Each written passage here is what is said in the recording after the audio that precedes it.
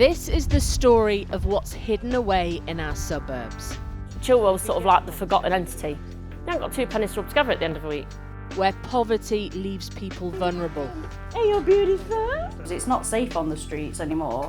And where people feel left behind by those in power. Make us feel like we're worth something rather than the scum of the earth. Where fatigue is entrenched even when things have got better. I don't think people can moan too much because they do get a lot of help nowadays, you know.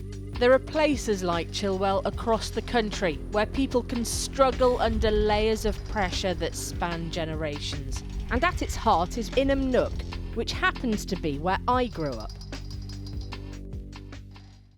We're 6 miles from the centre of Nottingham, and sometimes there's this feeling of out of sight, out of mind. That's your fridge freezer bag. Oh, thank you very much for that, darling. Kaylee moved here after being offered a council house on the estate. And now lives here with her 5-year-old daughter, Belle.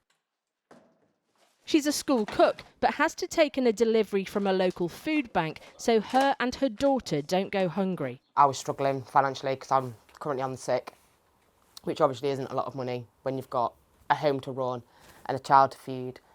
She's struggled with housing, mental health, domestic abuse, and the exhaustion is clear from dealing with what feels like the cumulative failures of everyone above. Council, they think they're above it, they don't have to live in it, you know, prime ministers, police officers, you know. I know they're all normal people and stuff, and you know, but they've got better paid jobs so they can afford better things in life. Everything they do affects us because we're at the bottom. We're the council tenants that, you know, oh, you're your council tenants, so you sat on your arse all day getting universal credit, and that's not the case. You know, a lot of us do work. Make us feel like we're worth something rather than the scum of the earth, sort of. Because that's how we feel. Do they get it? No, they don't get it, of course they don't, because why would they? Don't worry, I'll open the door. This is a community that helps itself, and it's places like Chelsea's Cafe at the heart of the estate on the Wreck that provide some food for those who need it. People can access food banks and stuff for referrals, but here there's just no referral needed. It's who needs what, why, where and when. But we tend to get a lot of fresh bread and veg and stuff, whereas at the food banks it's all tinned goods. Everyone we've spoken to have said this is just a godsend. This is a massive help for the community, it's just not quite enough. You can work 2 jobs, 2 parents working 2 jobs full time, they haven't got 2 pennies to rub together at the end of the week. They are the ones that need help too. It's not just about money, it's also about healing what people feel is a fracturing of community. I'm hoping that my children see what I do and they carry on, and that breeds, you know, the community spirit and brings everybody back together again, but it's only hope, and it's all you can do. It's in areas like these where the problems can often feel hidden in plain sight. This part of Nottinghamshire never actually appears on any of the most deprived lists, and that's because the affluent areas around it mask what's actually happening for so many people here. Richard's a local councillor and says a lot of problems are ignored by some of those in charge. There's lots of council properties, people have got the same issues, you know, there's a bit of deprivation, there's nice areas as well, it's a mixture. Why is it that Chilwell gets forgotten and the city centres seem to be the places that everyone I just think it's focuses on? people who do the figures and the facts and that, isn't it? People always tend to, like, when you're looking at deprivation and people struggling, and they always look at cities. It's the same all over the country, isn't it? You'll go, oh, the city of this, the city of that. They don't go on the outskirts. People are struggling everywhere. Everyone's a couple of pay slips away from being that person that's struggling and needs some support. So I don't like it when people look down their nose at people. I'm like, the only time you should look down at someone is when you're helping them up, isn't it? Isn't that what they say? Daddy! Daddy! Luke and Kerry juggle work and school runs. They want their kids to have a future they believe wasn't possible for themselves. Hi, baby! But it can feel like an uphill struggle. We have like drug related incidents where they're like doing drug deals on this road here. I mean, there's a house across the road just up there. They've just had a raid on there. How do you feel about the future for kids in Chilwell? It's scary. It's not safe on the streets anymore. It's quite quiet where we are, but it's certain places that like kicking off, and then it tends to drag you in because you're a part of that estate. So you tend to feel like you're tarred under the same brush. Is there a pride here as well? A little bit. I mean, we take pride as a community. Obviously, like we help out at the food club, we take pride in knowing that we're helping families out that are struggling. Down the road, the family running Deepax have been here for more than 30 years. But the shop's been done over several times, including an armed robbery that made the news. One got a gun, one got a knife. Very scary. They cover up the face and they ask him money, money, money. I got a bat in the back and I hit him on the shoulder. You hit him on the shoulder? Of course, I hit the shoulder. He ran off. For them, they're convinced the problems start at home and the solutions can only be found on ground level too. They should go the roots. This is the roots. They don't go on the top. That's the local shop for people facing the public. They never look that way. It doesn't matter who's in power. They're both same.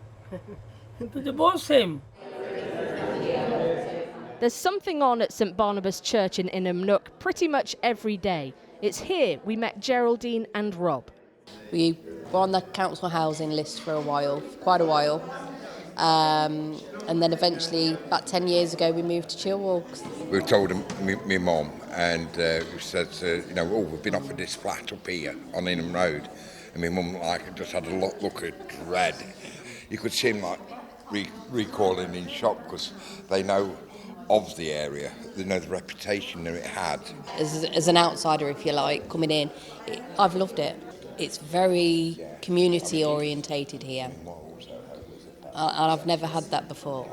But even if they are seen by their community, they feel invisible to those whose decisions impact their lives. At the minute, it feels like Labour aren't doing anything for us. It feels like they want to exclude, and it feels like they want to penalise. They say they are the party that represent people like you. No, they absolutely don't.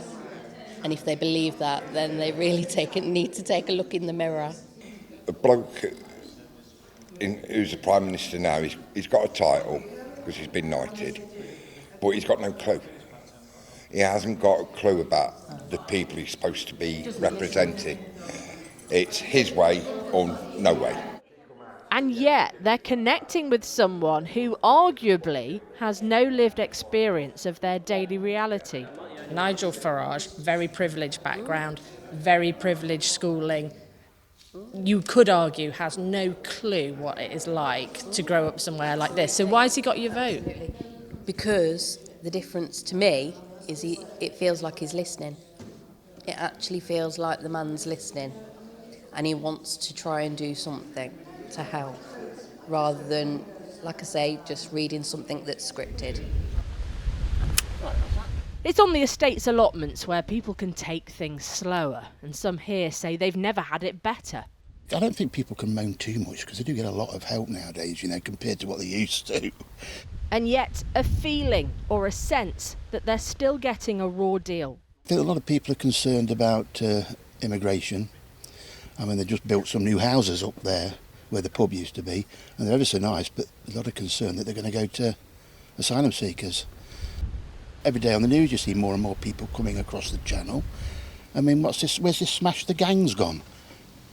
He's not doing much massive smashing them, is he? And so everybody wants to come to Britain because they're a soft touch. We invited the police down here because we wanted to ask them about the themes that keep coming up and gauge whether anyone's paying attention.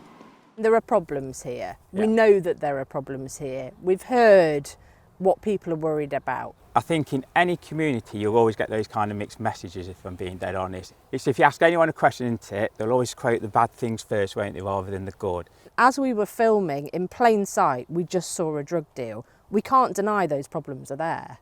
Okay, in terms of that, obviously we weren't here at the time. In terms of what we do around drug dealing, we do get pockets of it all over the country. I would say, in fairness, is that the different challenges families and communities have around mental health, drugs, etc., and how that impacts upon policing. Yes, it does impact upon us. Often at that point of crisis, people will phone 999 and contact the emergency services. That's my priority, to make sure that people feel safe in their communities and come together as a community. That is why I did join the job. Throughout our time on the estate, although people have challenges unique to them, the same messages keep coming through. It's the layers of pressure, really. So yes, it's the cost of living, but it's also what feels like the never-ending changes and hurdles of the benefit system. It's the crime, it's the poor housing, it's the fact that no one really seems to be listening, or if they are, they don't know what to do about it. And people just feel resigned to the fact that things will just get worse before they get better. Many feel there's a reticence to reflect reality.